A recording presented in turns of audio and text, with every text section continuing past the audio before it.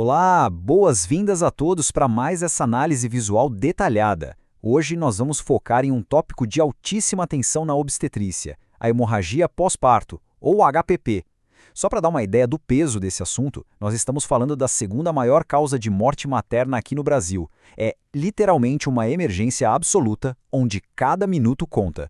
O nosso objetivo hoje é pegar esse cenário clínico super complexo e transformar em um conhecimento que a gente consiga dominar totalmente, tanto para as provas quanto para a vida prática. E para organizar isso, a nossa jornada de hoje vai passar por 5 pontos rápidos. Ponto 1. O desafio clínico. 2. Fisiopatologia. 3. A abordagem terapêutica. 4. Dissecando as alternativas. E 5. O nosso resumo com dicas de prova. Certo, então vamos direto ao ponto. Parte 1, o desafio clínico. Para começar, olha só essa questão real e super recente de uma prova do IBAN de 2025 para ginecologia e obstetrícia. O enunciado é bem direto e pede para a gente identificar os fatores de risco para a hemorragia pós-parto que são especificamente relacionados à atonia uterina. Ou seja, não basta só saber o que causa um sangramento, tá? A gente tem que ligar o risco ao mecanismo exato dessa atonia. Mas sabem o que é realmente interessante sobre a banca ter escolhido esse foco? É esse número alarmante no slide. Das ocorrências de hemorragia pós-parto, impressionantes 70% a 80% são causadas pela atonia uterina. É, sem dúvida, o grande vilão da história. Entender as causas que impedem o útero de contrair resolve basicamente a vasta maioria dos casos que a gente pode enfrentar numa sala de parto. E a gente já vai entregar o ouro de cara. A alternativa correta na prova era a letra C, a tríade multiparidade, anemia e miomatose. Essa combinação é o retrato perfeito da fisiopatologia da atonia e a nossa justificativa clínica oficial. Mas para esse conhecimento grudar de verdade e a gente dominar a prova, nós vamos fazer uma engenharia reversa dessa resposta e entender o porquê de cada uma. Mas antes disso, a clínica é soberana, né? A nossa definição de base precisa estar cristalina. A hemorragia pós-parto é diagnosticada quando ocorre uma perda de 500 ml ou mais de sangue depois de um parto vaginal, ou 1000 ml ou mais após uma cesariana. E um detalhe absolutamente crucial, tudo isso dentro da janela de altíssimo risco das primeiras 24 horas. A equipe médica precisa ser ágil porque o objetivo número 1 aqui é impedir a todo custo que a paciente entre em choque hipovolêmico. O que nos leva diretamente para a seção 2, a fisiopatologia. Falando agora fisiopatologicamente, o segredo todo está numa metáfora visual incrível: as ligaduras vivas. Pensem comigo. Depois do nascimento, as fibras do músculo uterino precisam se contrair com muita força, funcionando como verdadeiros garrotes biológicos para fechar os vasos sanguíneos rompidos. Na atonia, esse sistema falha. E por quê? Bom, a multiparidade faz com que esse músculo uterino esteja simplesmente exausto de tanto trabalhar ao longo de várias gestações, perdendo tônus. Os miomas, eles agem como pedras no caminho, uma obstrução física que não deixa a parede do útero se contrair por igual. E a anemia entra na equação cortando a oxigenação eficiente que esse músculo precisaria para ter força de contração. É tudo uma cadeia de eventos onde uma coisa piora a outra. Com o problema devidamente dissecado, vamos para a seção 3, a abordagem terapêutica.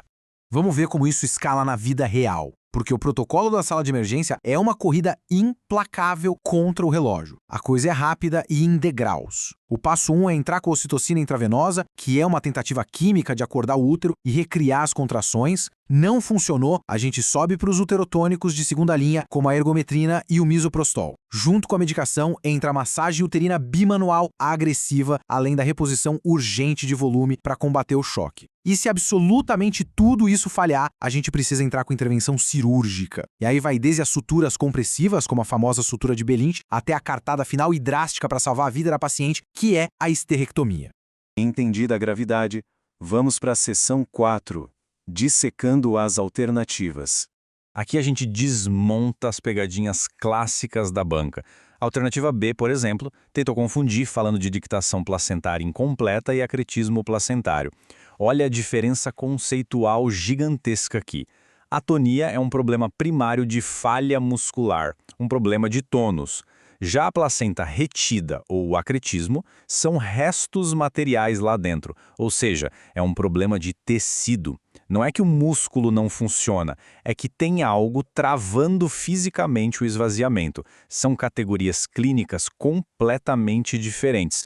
E a mesma lógica desmonta rapidinho as alternativas D e E. Elas citavam a episiotomia e a controversa manobra de Christeller. É claro que esses eventos podem causar uma perda de sangue severa, sem dúvida nenhuma. Só que o mecanismo da hemorragia aí é o dano físico direto, são lacerações induzidas de forma iatrogênica. Isso é puramente trauma. Não tem absolutamente nada a ver com a perda natural do tônus do músculo. Chegamos então à nossa reta final, sessão 5, resumo e dicas de prova. E para a gente nunca mais esquecer isso na hora do aperto, eu apresento a incrível regra mnemônica dos 4 T's da hemorragia pós-parto: tônus, tecido, trauma e trombina. Esse é o seu checklist diagnóstico instantâneo no meio da crise. E como nós vimos exaustivamente, estatisticamente o tônus, que é da alçatonia uterina, é de longe o maior causador de problemas, dominando o cenário batendo ali na casa dos 70% a 80%. Então, o ponto crucial aqui, e que é chancelado pelas diretrizes de peso como a OMS e a FEBRASGO, é focar na prevenção. Justamente porque a atonia tem um impacto tão massivo, a recomendação hoje é a administração universal de ocitocina profilática após todos os partos. O raciocínio é muito lógico.